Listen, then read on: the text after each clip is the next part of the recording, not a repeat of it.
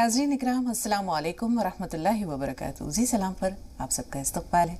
हाज़िर खिदमत है आपके महबूब प्रोग्राम राह नजात के साथ। मैं आपकी मेज़बान शगुफ्ता यास्मीन।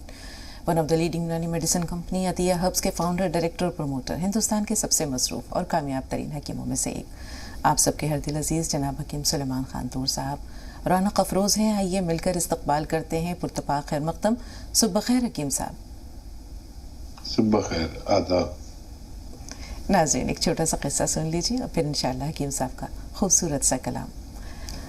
एक बहुत अमीर कबीर बिजनेसमैन को दिल का आर्जा हुआ, दिल की बीमारी हुई। मकामी अस्पताल में गया तो डॉक्टर्स ने तशख़ीस के बाद कहा कि आपको दिल की बड़ी संगीन और पेचीदा बीमारी है। हमारी समझ से तो यह बालतर है, बेहतर ये होगा कि आप यूरोप चले जाएं और वहाँ अपना इलाज करवाएं। वो जब वहाँ गया तो वहाँ भी डॉक्टर्स ने यही बात कही कि आप की जो बीमारी है वो बहुत ख़तरनाक है, आखिरी मरहले में है, आपके पास बस अब कुछ दिन ही बचे हैं। तो वो शख्स वहाँ से बाईपास सर्जरी करवा कर वापस अपने मुल्क आ गया और दिन जो है वो गिन गिन कर गुजारने लगा। एक दिन वो गोश्त लेने के लिए दुकान पर गया। उसने देखा कि एक औरत जो है वो कसाई के फेंके हुए चर्बी के टुकड़े एक थैले में जमा कर रही है। वो बहुत हैरान हुआ। उसने पूछा कि तुम ये क्या कर रही हो?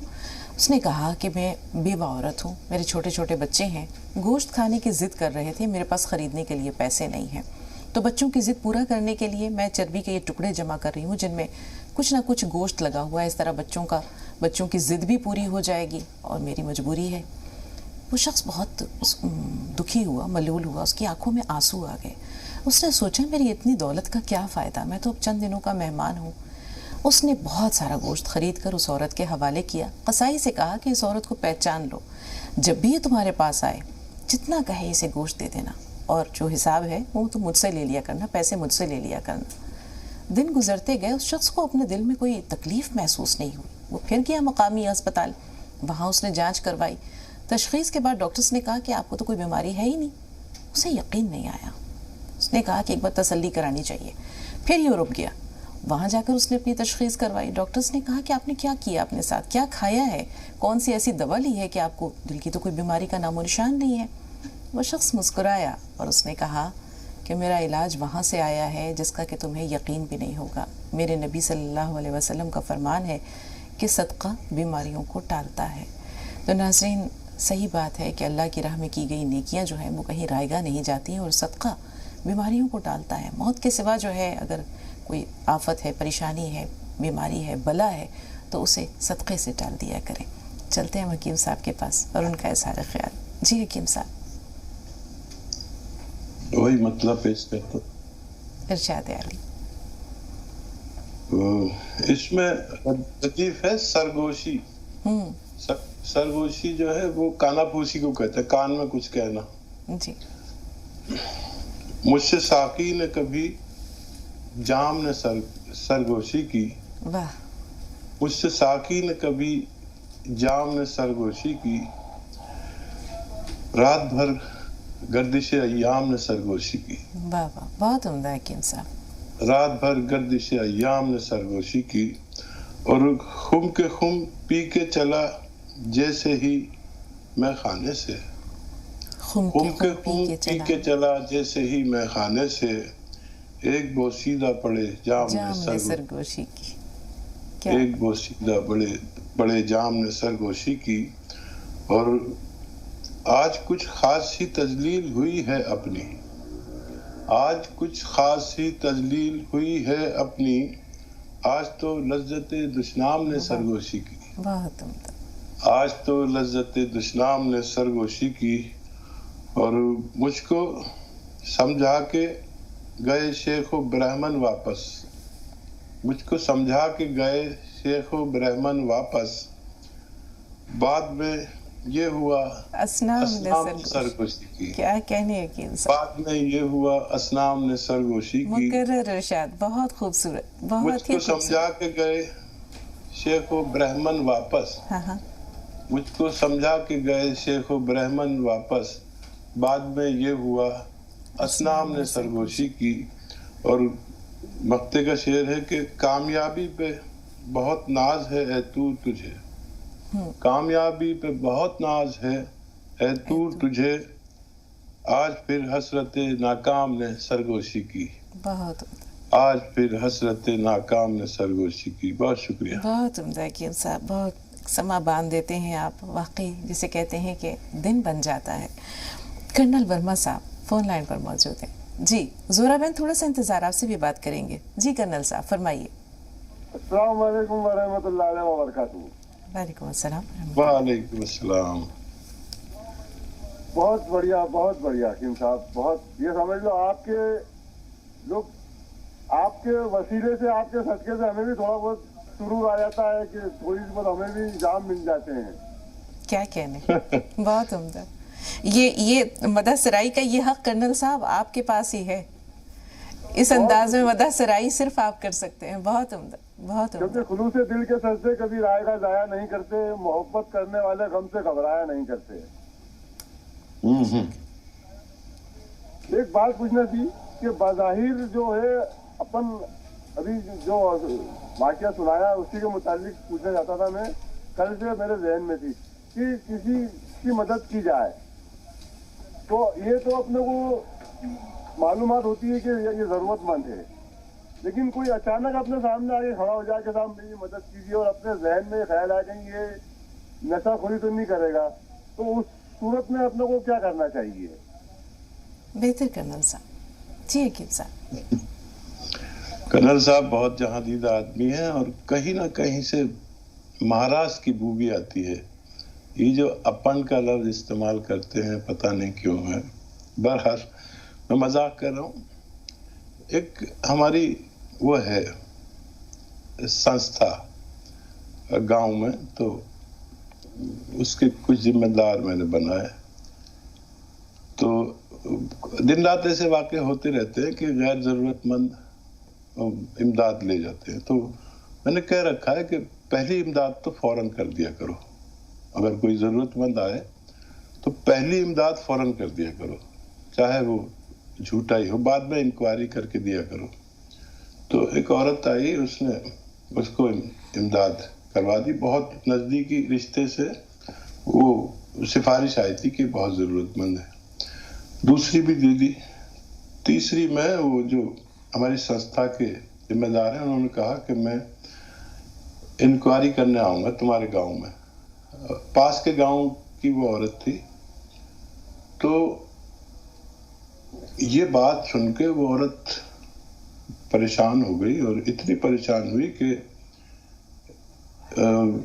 एक आदमी को लेकर आई कि ये मेरे शौहर हैं, और वो आदमी टांग से लंगड़ा था, मतलब पैर नहीं था उसका। और वो इत्तेफाक से वो संस्था के जिम्मेदार उस आदमी को जानते थे। तो उसने ही कोशिश की कि ये इंक्वायरी करने मेरे गांव ना आए, मैं इंक्वायरी यहीं ले आऊं। तो पता चला वो उसका शौहर ही नहीं था, वो उसका पति नहीं था, और उसको वो संस्था के संरक्षक जानते थे। पता चला वो उसका पति भी नहीं था और वो शराबी था एक। उसके वो ये चाहती थी कि गांव ना आए। गांव में जाकर देखा तो उसका अच्छा खासा काम भी था, वो जरदोजी का और जो भी हैंड वर्क करती थी, लेकिन वो इस बात को छुपाना चाहती थी। इस वाक़े से मेरे मुराद ये नहीं है कि किसी को ना दिया जाए, लेकिन एक ऐसा भी, मतलब आपको धोखेबाज तो बहुत मिलेंगे इमदाद लेने वाले, लेकिन एक ऐसा वाक़या हुआ जिसकी वजह से मैं ये काम और बढ़ा रहा हूँ कि एक ऐसी औरत, जब हम इंक्वायरी करते हैं कि कोई ऐसा ज़रूरतमंद हो तो उसको मदद कर दी जाए। एक औरत को जब इमदाद पहुंची तो वो पूरा महीने का राशन होता है। तो वो इस कदर खुश हुई, इतनी दुआएं दी, अल्लाह से लो लगाई, और उस राशन का कुछ हिस्सा वापस कर दिया उसने कि मेरी ज़रूरत का ये है। और उसका शौहर जेल में था और वो घर घर जाकर खिदमत करती थी, बर्तन मांजती थी। तो जब आपको बेशुमार धोखेबाज मिलेंगे तो कम से कम एक ऐसा शख्स ज़रूर मिलेगा जो ज़रूरतमंद होगा। बस एक भी जरूरतमंद तक पहुंच गई आपकी इमदाद, तो समझ लीजिए आपका तो काम हो गया, बाकी अल्लाह जाने। मैं अपनी बात यहीं ख़त्म करता हूँ। ज़ोहरा खातून, बताएं ज़ोहरा बहन क्या सवाल है? अस्सलाम वालेकुम बहन, रहमतुल्लाह बरकातहू। भाई साहब को भी अस्सलाम वालेकुम, रहमतुल्लाह बरकातहू। वालेकुम अस्सलाम व रहमतुल्लाह। क्या खैरियत है भाई साहब? सब ठीक ठाक है ना? घर पे सब कुछ बढ़िया है अल्हम्दुलिल्लाह, माशे अल्लाह। आज का किस्सा, आज का शायर का तो कोई जवाब नहीं बहन। सदका के लिए हमको कम मालूम था, आपका किस्सा सुनकर हमको बहुत बेहतर मालूम हो गया। बहुत अच्छा किस्सा हम लोग को सुनने को मिलता है। मेरा सवाल है भाई कि पथरी जो होता है पीठ के थैली में, तो कितना दिन पर ऑपरेशन करने के लायक हो जाता है? कितना दिन के बाद हमको मतलब कि परेशानी होता है? आपका कंपनी से हम 3 जड़ी बूटी मंगाए थे भाई, तो उसी तरह रखा हुआ। हम चाह रहे हैं कि रिटर्न ले लेते लोग, और उसका बदली में हमको दवा चाहिए। पेशाब का इन्फेक्शन हो गया मेरा बहन का, लड़की का। बहुत सवाब होता भाई। अभी तो मेरा पास नगद पैसा नहीं है कि हम दे के मंगाए। मेरा मदद करिए भाई। सवाल सब सुन ले भाई। जी जी, आपकी बात सुन रहे हैं, आपके सवालात की तरफ आ रहे हैं ज़ोहरा साहिबा। जी हकीम साहब। हाँ, क्या कह रही हैं? पथरी के बारे में जी कहा है। गॉल ब्लैडर में जब स्टोन होता है तो कितने दिनों बाद उसे रिमूव कराना चाहिए, ऑपरेट कितने दिनों बाद करवाना चाहिए? तो देखिए, पथरी कहीं भी हो, चाहे किडनी में हो या गॉल ब्लैडर में, पित्ते में हो, ये जब तक जुम्बिश नहीं करती, जब तक कोई तकलीफ नहीं होती। और कितनों की पथरी होती है लेकिन उसमें तहरीक नहीं होती, तो वो आराम से जिंदगी गुजारते हैं। जब ये अपनी जगह से सरकती है तब होती है तकलीफ। तो गॉल ब्लैडर में अगर 2-3-4 mm तक की पथरी हो तो उसका निकलना मुमकिन है। अगर इससे बड़ी हो तो नहीं देखा कि उसको निकलते हुए, तो उसको रिमूव करा देना बेहतर है। बेशतर लोग उस वक्त कराते हैं जब तकलीफ होती है, और तकलीफ के बगैर भी रिमूव कराया जा सकता है। और दूसरी बात मुझे समझ में नहीं आई। दूसरी बात यह है कि इन्होंने कुछ अद्वियात मंगवाई हैं, कुछ जड़ी बूटियां मंगवाई थी, जो कि अभी तक इन्होंने वो पार्सल खोला नहीं है। अब ये चाह रही हैं कि उन्हें जो है वो वापस लौटाकर उनकी जगह कुछ दूसरी अद्वियात मंगवा ली जाएं। जैसे इन्होंने बताया कि यूरिन इन्फेक्शन है इनकी भांजी को, तो क्या इस तरह का भी कोई जो है वो इंतजाम है कंपनी में? हाँ, जरूर है। और आप संस्था में बात कर लें, और अगर यूरिन इन्फेक्शन की इसमें कोई दवा है तो उसको दे सकते हैं। नमक जैतून पेशाब के इन्फेक्शन की दवा है। अगर इसमें है नमक जैतून या पी केयर, P4 पटना, तो आप इसे इस्तेमाल भी कर सकते हैं। जी, नूरजहां साहब क्या सवाल है? जी बहन फरमाइए। अस्सलाम वालेकुम। वालेकुम अस्सलाम रहमतुल्लाहि व बरकातहू। जी, वो हकीम साहब से पूछना है हमें कि हमारी 6 साल की पोती है जी। टीवी का वॉल्यूम बंद कर दीजिए नूरजहां साहब, थोड़ी देर के लिए म्यूट कीजिए। 6 साल की पोती है, क्या मसला है उसका? जी, उसको ना खाना वाना नहीं खाती और बहुत दुबली पतली है। उसको थोड़ा पेट बढ़ाना है, उसके लिए कुछ बता दिए। और ये जो गोंद जामुन बताते हैं आप, तो हकीम साहब क्या वो जामुन के पेड़ में शिगाफ लगाएं तो निकलेगा? जी हकीम साहब। जी, तो देखिए, जामुन बहुत कम गोंद देती है और शिगाफ लगाने से निकल सकता है, लेकिन 1 ग्राम निकल जाएगा।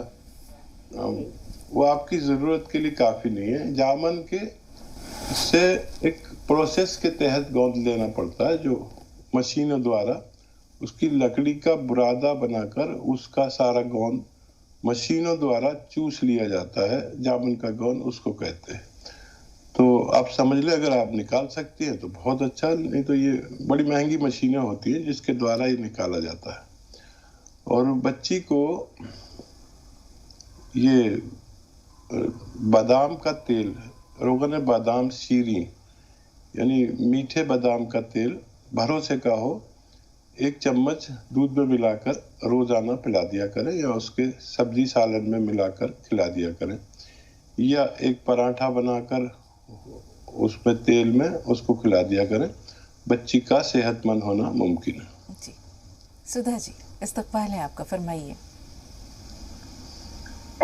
मेरी प्यारी बेटी, अस्सलाम वालेकुम। हमारे मसीहा आपको भी रहमतुल्लाह बरकात।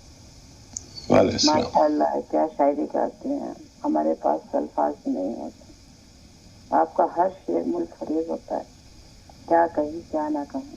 बहुत बहुत बहुत कोशिश करती हूँ कुछ कह पाऊँ, लेकिन डरती भी हूँ इतने बड़े शायर के सामने, गलतियाँ भी बहुत करती हूँ, और आप मुझे माफ भी कर देंगे, मालूम है। मुझसे साखी ने कभी जाम ने सरगोशी की। आपने सवेरे मतलब बता दिया, नहीं तो मैं आपसे पूछती सरगोशी का मतलब क्या होता है। आपकी वजह से ही बताया मैंने। धन्यवाद जी। मैं आपसे पूछती जरूर कि इसका मतलब क्या है, और आपने बता दिया, मुझे बड़ा अच्छा लगा कि आपने बता दिया। रात भर गर्दिशे आया हमने सरगोशी की, घूम के घूम पीछे चला जैसे ही मैं खाने से। एक बोसीदा पड़ी जाम में सरगोशी की। क्या कहने, क्या बात। कुछ खास ही तजलील हुई है अपनी, आज कुछ खास ही तजलील हुई है अपनी, आज तो लज्जत दुश्मन में सरगोशी। क्या कहने सुधा जी, सुभान अल्लाह, कमाल। समझा के गए शेखो बहरमन, मुझको समझा के गए शेखो बहरमन वापस, बाद में ये हुआ अशनाम में सरगोशी की। बहुत क्या बात है, क्या अंदाज है। कामयाबी पे बहुत नाज है दूर तुझे, कामयाबी पे बहुत नाज है दूर तुझे, आज फिर हसरत पे नाकाम में सरगोशी की। सलामत में सरगोशी की। क्या कहने सुधा जी, क्या कहने। देखिए अंदाज भी मेरे जैसा है सुधा जी का। हाँ। अब और क्या कहना चाहती हैं सुधा जी? सर मेरा एक सवाल भी है और कुछ पेश भी करना चाहूंगी। सवाल ये है मेरा कि मुझे सांस बहुत चढ़ने लगा। पहला ऐसा कुछ भी नहीं था, लेकिन कभी कभी दिल घबराने लगता है, एकदम अजीब सा महसूस होता है। रात भी तबीयत ऐसी खराब हो गई, पूरे शरीर में गर्मी हो जाती है, माइंड डाइवर्ट करती हूँ, होता नहीं, लेकिन बड़ी मुश्किल से अपने आप को संभालती हूँ। समझ में नहीं आ रहा मैं क्या कहूँ। ऐसे रहनुमाई कीजिए। मैं आपकी सारी मेडिसिन लेती हूँ, कोई भी नहीं छोड़ती, सिवाय चलगोजे बोन के सब मेडिसिन ले रही हूँ आपकी मैं जी। आपकी नजर अर्ज है, तेरे प्यार के पैगाम ने मुझे क्या से क्या बना दिया, जिंदगी से बड़ी सजा ही नहीं, क्या जुर्म है आपको पता ही नहीं। तरसती रहूं तेरी एक नजर को, ऐसी कोई मेरी खता ही नहीं। क्या कहने, सुभान अल्लाह। दिया है दर्दो गम जी भर के तेरे, दिया है दर्दो गम जी भर के, तेरे पास इसकी वजह भी नहीं। जीवन ना हो मिलन में तेरा, वो जिंदगी भी किसी काम की नहीं। क्या जुर्म है पता ही नहीं। बहुत जी ये तो तय हो गया कि सुधा जी शेर कहने लगी, और अगर ऐसे ही कहते रहे तो एक किताब बन जाएगी। तो मेरी तो पता नहीं 6-7 किताबें रजिस्टर है, वो भर गए। आप भी मेरे साथ शेर कहा करिए, और आज जो अंदाज है आपका वो मेरे जैसा रहा। और अंगूर खा लिया करिए, एक मुट्ठी भर के अंगूर रात के वक्त खा लिया करें, आप सेहतमंद जिंदगी गुजार सकते हैं इंशाअल्लाह। बरेली से शीरीं है जी, बताइए शीरीं क्या सवाल है? जी अस्सलाम वालेकुम व रहमतुल्लाहि व बरकातुहू। वालेकुम अस्सलाम व रहमतुल्लाहि। जी मैम, मेरे आज भी 3 सवाल हैं और कुछ कहना भी है, और प्लीज मेरा फोन मत काटिएगा क्योंकि मेरा टीवी करीब 8 दिनों से नो सिग्नल हो रहा है। ठीक, तो मुझे अपने सवालों के जवाब फोन पे ही चाहिए। इंशाअल्लाह ठीक है, सवाल आप जी मेरा बताइए। पहला सवाल है, मैंने पहले भी अपने नाना के बारे में बात की और आज भी करनी है कि नाना की उम्र करीब 70 साल के करीब है। 2 महीने पहले उनका गॉल ब्लैडर रिमूव हुआ है। शुगर और बीपी और पैरों में जलन बहुत है चिंता उनको। अभी रात के वक्त उन्हें इतनी होती है कि रात में 2-3 बार उन्हें पैर भिगोने पड़ते हैं, पंखा भी चलाती है जलन की वजह से। और खाने से पहले उनका शुगर 200 है और खाने के बाद 150 रहती है। खालिद का भी अटैक हुआ था अभी 4-5 महीने पहले, वो तो ठीक हो गया। बस ये पैरों में जलन बहुत हो रही है। कल नाना का फोन आया तो बता रहे थे वो। दूसरा सवाल दूसरा सवाल है कि कोई भी दवा या नुस्खा अगर खाने से पहले लेने का है तो उसे कितनी देर पहले, और अगर बाद में लेने का है तो उसे कितनी देर बाद लेना बेहतर है। तीसरा सवाल है, मैंने जो अपनी भाभी के लिए रिसोली जो उनके यूट्रस में थी उनके लिए फोन किया था, तो उसमें मतलब दर्द भी होता है, तो उसमें कोई खतरे की बात तो नहीं है? दर्द होता है तो जी ठीक है। और मुझे कुछ कहना भी है। हाँ कहिए। आप दोनों लोगों के लिए। दूसरी शायरा, हमारे प्रोग्राम की दूसरी शायरा का इस्तकबाल है। जी शीरी, इरशाद फरमाइए। आप दोनों लोग खुश रहें, आबाद रहें, सलामत रहें, यूं ही साथ साथ जमाने में खुशियां बांटते रहें। ये दुआ है मेरी रब से कि आप दोनों सदा यूं ही मुस्कुराते रहें। नजर न लगे आप लोगों को कभी किसी की, अल्लाह आप पर इस कदर और इतना मेहरबान रहे। अल्लाह ताला खैर का और ये मामला आपके साथ भी रखे शीरा। बिल्कुल आपके साथ भी यही मामला करे, अल्लाह खुश रहिए। शीरी नाम ही इतना अच्छा है, शीरी मतलब मीठा, मीठी। अच्छा देखिए, डायबिटिक पेशेंट को पैरों में इस नौइयत की गर्मी होती है कि कभी वो पैर खोलता है, कभी पानी उनको लगाना चाहता है, भिगोना चाहता है, ये होता है। डायबिटीज कंट्रोल करेंगे तो ये सब कंट्रोल रह सकता है। अगर जैतून का सिरका दे रहे हैं तो उससे ये बात पैदा हो सकती है। या फिर गोंद जामुन 1-1 चुटकी दिया करें, खाने से आधा घंटा पहले देना बेहतर है। और बेशतर दवाइयाँ खाने के पहले या बाद में आधा घंटा पहले लेनी चाहिए। और फिर आपके मालिज पर है कि वो आपको किस वक्त बताता है, तो इस तरह ले सकते हैं। बिल्कुल हकीम साहब, हम चाहेंगे तीसरे सवाल का, लेकिन चूंकि उन्होंने कहा कि यहाँ जो है टीवी में कुछ प्रॉब्लम है, यूट्रस में अगर दर्द नहीं है, चूंकि ब्रेक का वक्त हो रहा है, इसलिए उसके बारे में आपकी क्या रहनुमाई है?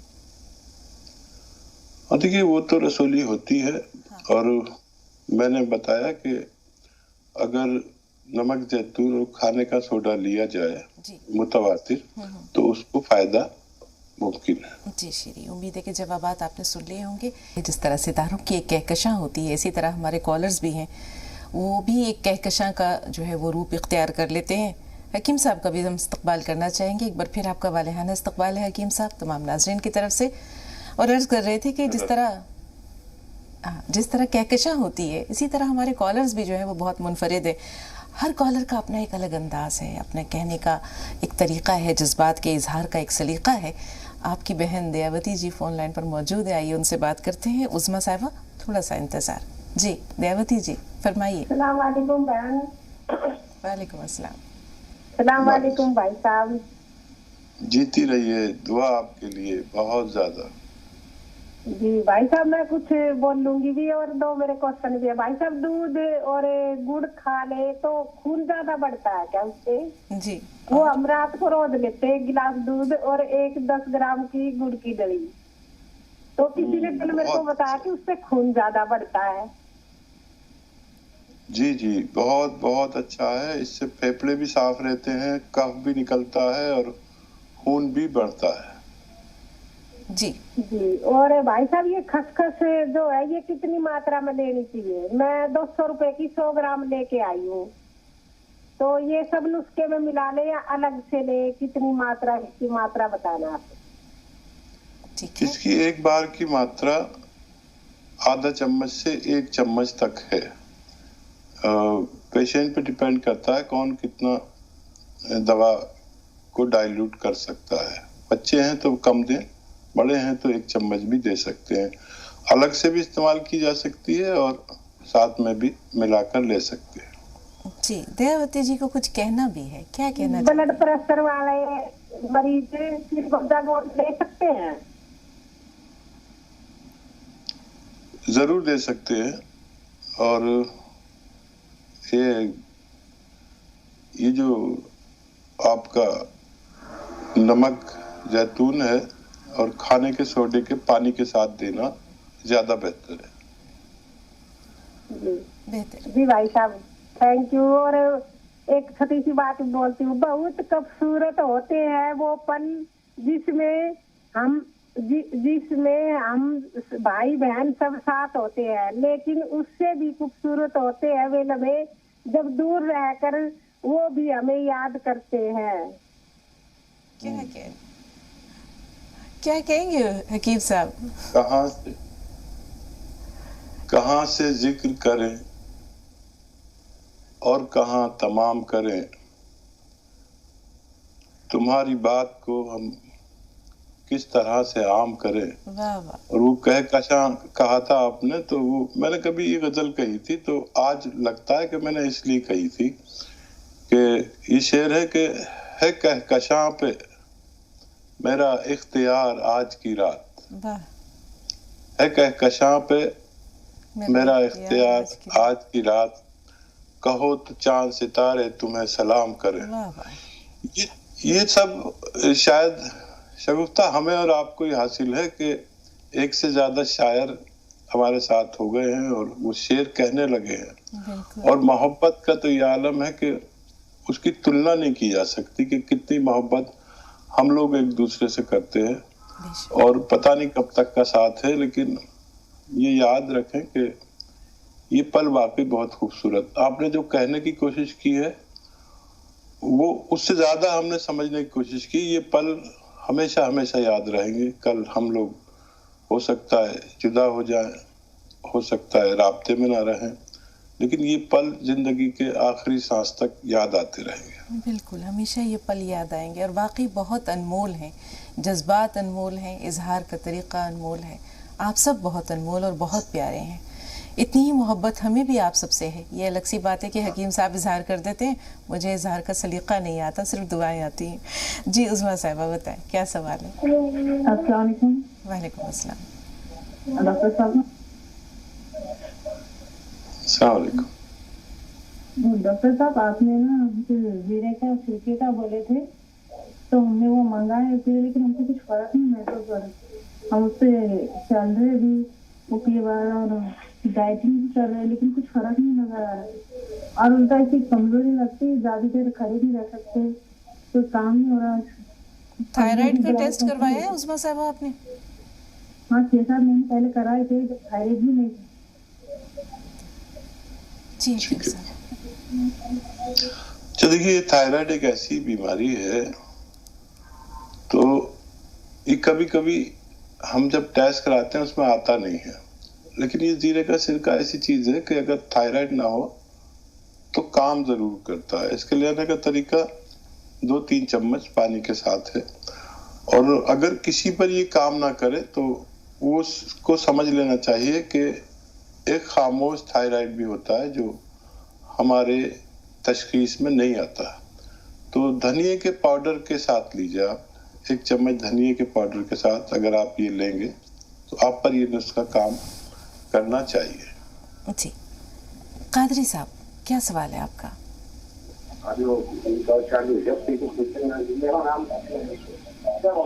कादरी भाई, हमें सुन पा रहे हैं आप? जी सुन पा रहे हैं। जी, इस्तकबाल है आपका, सवाल बताइए। मुझे ना ये पथरी की शिकायत है, स्टोन की। गॉल ब्लैडर में, किडनी में? किडनी में स्टोन है, 2 स्टोन है 3 mm के। तो अक्सरियत में मुझे रात में जो है वो दर्द ज्यादा होता है। रात में अगर मैं लेट गया, सो गया, तो मॉर्निंग में जब 5 बजे के टाइमिंग तो बहुत ज्यादा तकलीफ होती है मुझे। और फिर मुझे उठ के बैठना पड़ता है। पानी वो पीने के बाद मैं जब बाथरूम जाता हूँ उसके बाद मेरे को थोड़ा रिलीफ होता है। ठीक है जी हकीम साहब, बहुत आसान है किडनी स्टोन का निकालना। तो जब बेचैनी या दर्द हो तो फौरन कोई दर्द की दवा, जैसे वावरॉन लोग खाते हैं इसमें 100 mg की, तो वो अपने साथ रखा करें और इंजेक्शन भी लगवा लेते हैं जब बहुत ज़्यादा बेचैनी हो जाए, क्योंकि इसके बाद बहुत बेचैनी होती है, आप समझ सकते हैं कि। तो ये चीज़ें अपने पास रखा करें और गूलर के पत्ते खाएं। गूलर के पत्ते 2-3 रोजाना सुबह को खाली पेट चबा के खाएं या पीस के पी लें। और एक आता है नमक जैतून, 2 चुटकी नमक जैतून 2 गिलास पानी में मिला दें और 2 नींबू भी निचोड़कर उसमें मिला दें, और ये जो गूलर के पत्ते खाकर ये 2 गिलास पानी पी लें, बस रोजाना 1 बार।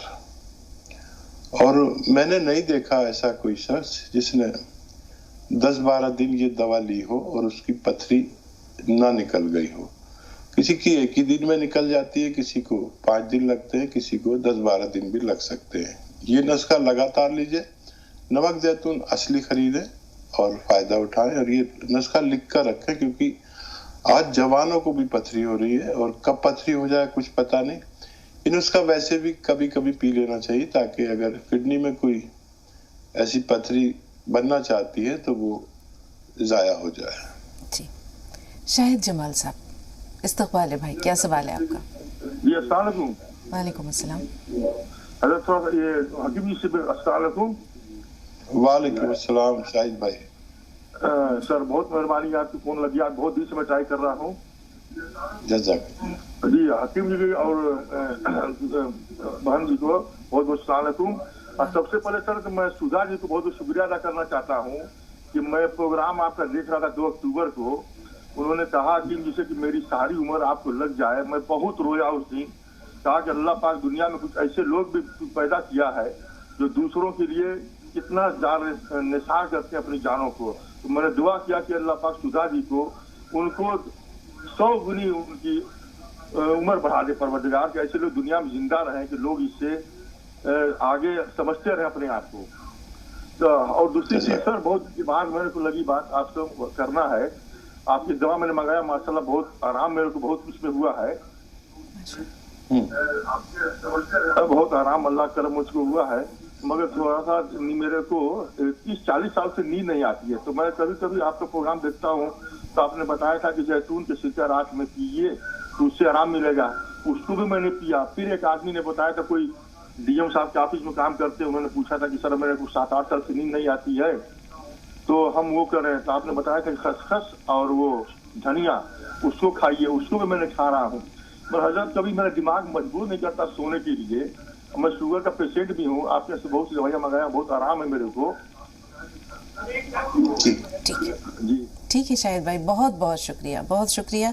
अब आप अपनी रहनुमाई हासिल कीजिए हकीम साहब से। जी हकीम साहब। हाँ देखिए, ये वाकई एक मौजज़ाती प्रोग्राम है और सुधा जी ने आपकी बात सुनी होगी और वाकई वो काबिल मुबारकबाद है। और ऐसे बहुत सारे मरीज या श्रोता कह लीजिए या नाजरीन कह लीजिए कि उन्होंने इस तरह की दुआ दी, लेकिन मुतासिर करता है ज्यादा सुधा जी का ये कहना। और ऐसे लोग हमारे साथ जुड़ गए आप जैसे कि सुधा जी के इस ईसार की आप कदर भी कर रहे हैं, ये बहुत बड़ी बात है। और सुधा जी को तकरीबन सभी लोग जानते हैं, जो भी हमारे रोजाना के जुड़ने वाले हैं, तो वो पहचानते ने भी लगे, क्योंकि उनका इंटरव्यू YouTube पर है और हमारे चैनल के माध्यम से भी उनको इज्जत बख्शी गई कि उनका इंटरव्यू हमारी टीम लेकर आई और उसको नश्र किया गया। तो उनको तकरीबन 6 लाख लोग अभी तक देख चुके हैं और ऐसे बहुत से कॉलर कि वो हमारे लिए दुआ करते हैं। एक कॉलर ने तो इंतहा कर दी कि मुझे और ये शगुफ्ता को अपनी तरफ से कुरान पाक बख्श दिए। तो ऐसे कॉलर तो कहीं है ही नहीं। और वाकई हमारा जो प्रोग्राम है ये दवा के अलावा कहीं और ही चला जाता है। कभी ये दर्स व तदरीस का प्रोग्राम हो जाता है, कभी ये इशार और कुर्बानी का, कभी दुआओं का, लेकिन ये सिर्फ दवा का प्रोग्राम या मशवरे का प्रोग्राम कभी भी नहीं रहा। अच्छा देखिए, आप बस अब एक ही काम कर सकते हैं अपनी नींद के लिए कि रात को जब खाना खाएं तो इतना पैदल चलें कि आप थक जाएं। और थकन जो है वो अच्छी नींद लाती है। सब तजुर्बे आपने कर लिए। और अपना बहुत ख्याल रखें, दिमाग बहुत मुतहर्रिक है, इसको थोड़ा थका लें। जिस्म की थकन और नींद का गलबा इस चीज है कि कांटों पर भी नींद आ जाती है। ये बात मैं अच्छी तरह जानता हूँ और मैंने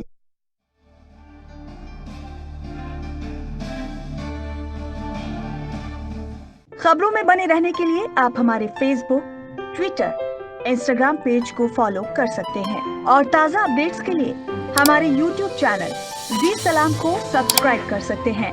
और हाँ, बेल आइकन दबाना बिल्कुल ना भूलें।